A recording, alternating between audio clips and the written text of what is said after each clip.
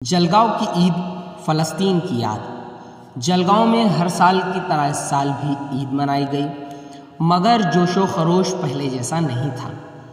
اس عید پر جہاں خوشیوں اور مسرت کا اظہار کیا گیا، وہیں فرزندان توحید کے چہروں پر فلسطین کا غم صاف دکھائی پڑ رہا تھا۔ اجنٹا چوکھلی پر واقع قدیم عیدگاہ پر تقریباً 15,000 افراد نے نماز عید الفطر ادا کی۔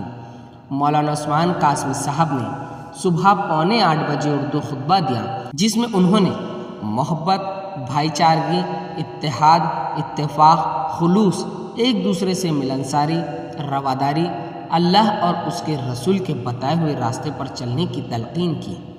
عیدگاہ قبرستان ٹرسٹ کے صدر عبدالوہاب ملک نے عید کی مبارکباد پیش کی، جبکہ سیکرٹری عبدالعزیز سالار نے ٹرسٹ کی روداد بیان کی اور بتایا کہ ٹرسٹ سپریم کالونی کے علاقے میں نئے قبرستان کے قیام کا منصوبہ بنا رہا ہے۔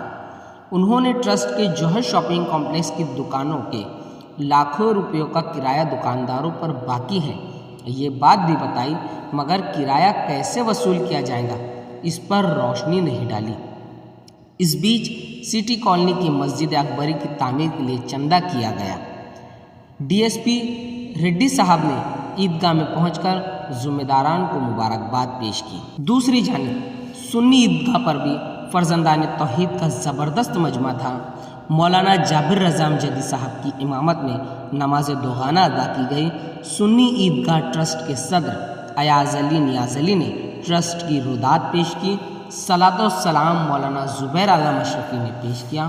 مولانا مفتی ریحان رضا نے بیان دیا۔ دعا اور طریقہ نماز مولانا نجم الحق مصباحی نے کی۔ مولانا جابر رضا نے خطبہ دیا، دیش کی ترقی اور نوجوانوں کی ذہن سازی پر بات کی۔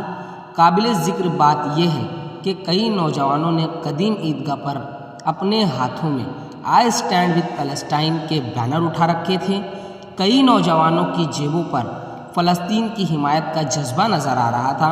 اس موقع پر پرانے کپڑے پہنے خوبصورت بچے عبداللہ ناظم نے ہمیں بتایا۔ میرا نام عبداللہ ناظم ہے۔ ہم نے پورے روزے رکھے اور نماز بھی پڑھی اور ہم نے دعائیں بھی کی، مگر ہم نے عید کے دن نئے کپڑے نہیں پہنے کیونکہ ہم فلسطین کے بچوں کے ساتھ ہیں۔ آپ سب کو عید کی ڈھیر ساری مبارکباد۔